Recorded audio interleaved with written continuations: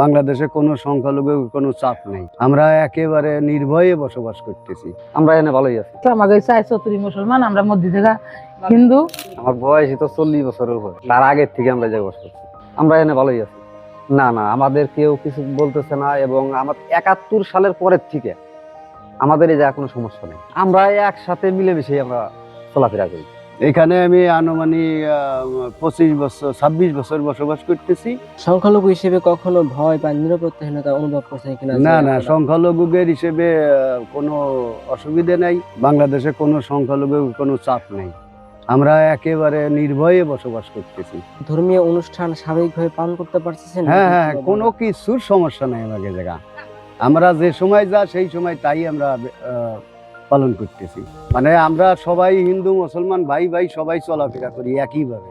না না না, কোনো ঠিক না, কারণ দেশে বসবাস করলে সবারই সব অধিকার আছে, কাজেই কারো পর কারো চাপ বা মতবিরুদ্ধ করা উচিত নয়।